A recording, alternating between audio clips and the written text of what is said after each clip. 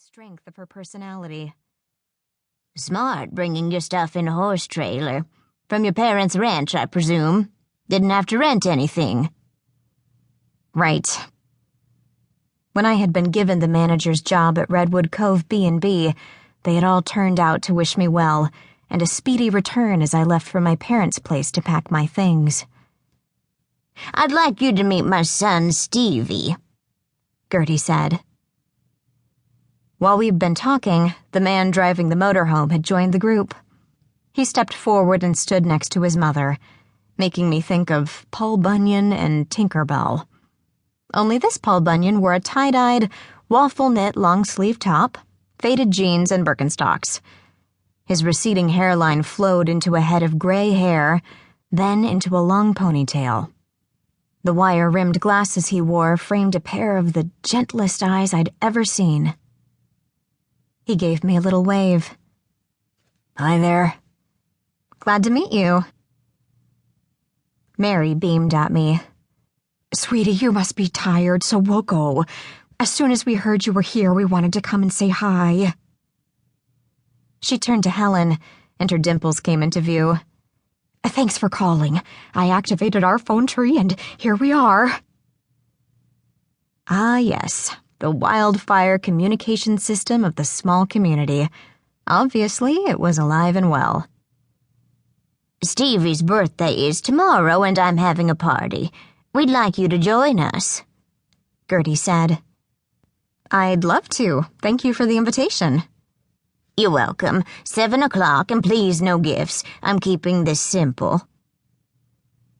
They all piled back into the car and left amid a chorus of goodbyes. As things quieted, we became aware of howls from the motorhome. 2 dogs peered at us through a window. I'll let Jack and Jill out now and start checking the garage and work shed, Stevie said.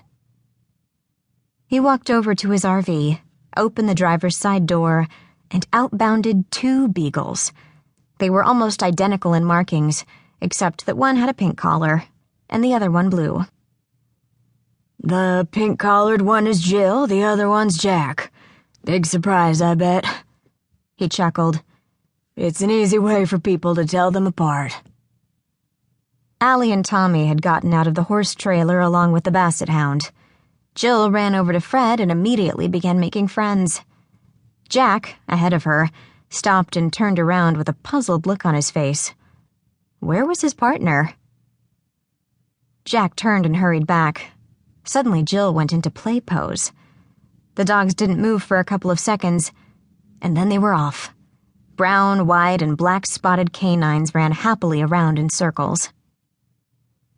Doggy playtime always brought a grin to my face.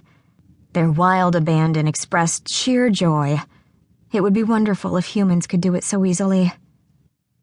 Jack and Jill, come! Steve unleashed his team as they skidded to a stop at his side. Time for you to earn your kibble. Tommy came over. They're trained sniffers, right? Stevie laughed. Yes, you could say that. Fred is too. He was trained to detect cancer. Wow, I've heard about that, Stevie said. They have a lot in common. Maybe that's why they're getting along so well. Tommy looked at his mother. Allie and I are going to start our homework now. Good idea. There's fresh lemonade in our refrigerator. Tommy and Helen lived in a small cottage behind the B&B. He and Allie raced each other with Fred close behind. It wasn't much of a match with Allie's long legs. Is it okay to pet your dogs? I asked Stevie. Sure, they love all the attention they can get. I knelt down next to them and rubbed their ears. One hand for Jack, the other for Jill. Stevie turned to Daniel. I'll check Helen's cottage tomorrow. I should be done by late morning, and then I can start on Redwood Heights. Great, I'll meet you here and we can go over together. Sounds like a plan, man. I stood. Your dogs are sure cuties.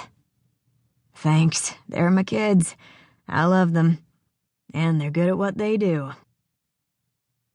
Stevie led the beagles off.